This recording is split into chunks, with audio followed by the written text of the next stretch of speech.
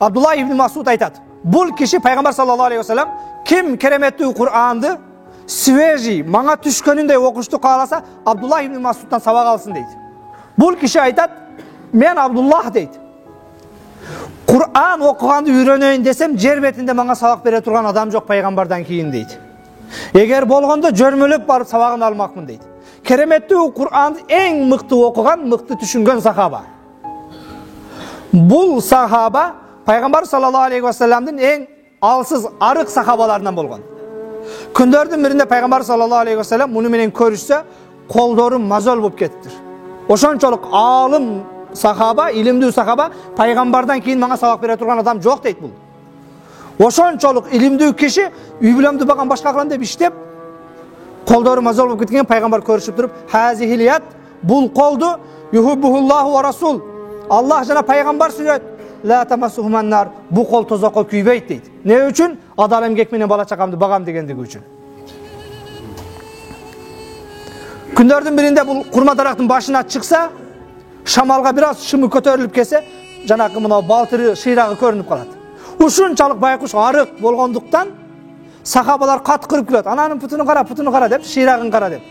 Пайгамбар саллаллаху алейхи ва саллам эгер Абдулла ибн Мас'удтун ушул силер күлгөн шыйрагын, балтырын кыямат таразасына койсоң, Ухуд тоосунан оор дейт. Аллах Тааланын астында Ухуд тоосунан оор келет дейт. Ошончолук деңгээлде улуу сахаба. Бул киши айтат эми. Билип алыңыздар ким экен? Абдулла ибн Мас'уд ушундай адам. Бир шыйрагын кыяматта таразаны басып кете турган адам. Пайгамбардан кийин сабак алганга адам таппай калган. Эң илимдүү адам пайгамбардан кийинки. Аттиңай Кур'ан үйрөнсөм болот эле, бирок жөрмөлөп барып сабагын алат эле мындай адам жок да деп айткан бул. Бүгүн сизге жаныңыздагы досуңуз үйрөтө алат, бир жолу момин намазын текшерип кой дейlik дегендер бар. 20 жылдан бери намаз окуп, дамыла мен багымды аттым деп бир текшерип коюңчу, мен үчүн илгери ушинтип үйрөнгөнүм, ошо боюнча эле окуп атам деп бир да адам кайрыла элек али. Бул киши айтат, үйрөнөм десем адам таппай калат элем дейт. Пайгамбардан кийин окута турган адам таппай калат. Ошончолук илимдүү болгон. Эми ушул айтат, эмне дейт? Лау та'ламуна би'уюби ма таби'ани минкум раджулан. Эгер менин өзүм кылган айыптарымды билсеңер, менин күнөөлөрүмдү билгениңерде, араңардан эки адам да мени ээрчибейт эле дейт. Бул айтып атпайбы? Пайгамбардан кийин илим алган адам жок деп. Демек эң улуу устаз болгон бардык сахабалар ушунун артынан жүргөн. Ушул киши айтат, менин кээ бир күнөөлөрүмдү, айыптарымды билсеңер, араңардан эки адам да мени ээрчибейт эле дейт. Ар кимдин өзүнө жараша күнөөсү бар экен. Шумкар адамдар аса какылдап сүйлөйт башка деген менен өзүмө таандык болгон бир канча күнөөм бар. Абдулла ибн Мас'уд айтат, "Сегер силер менин айыптарымды билсеңер, араңардан эки да адам ээрчибейт эле.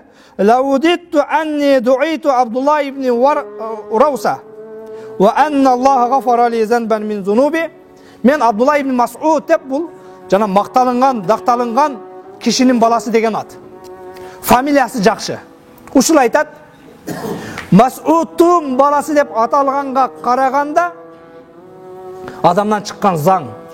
Тезектин баласы деп атаганда да Аллах Таала разы болот элем, ордуна бир күнөөмдү кечирсе дейт. Бир күнөөмдүн кечирилиши үчүн, боктун баласы десе дагы разы элем дейт. Мени бардыгы Ибн Мас'уд устаз деп айтат дейт.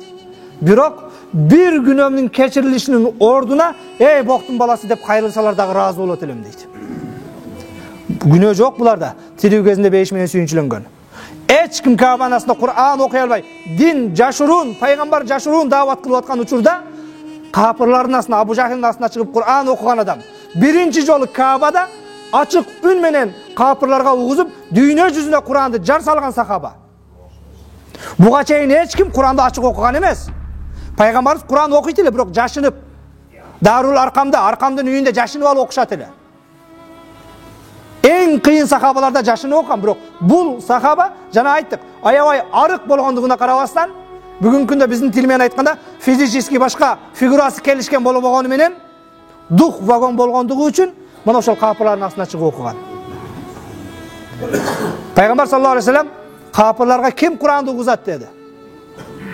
Ошончо бир 40 сахабанын ичинен бири да кол көтөргөн жок.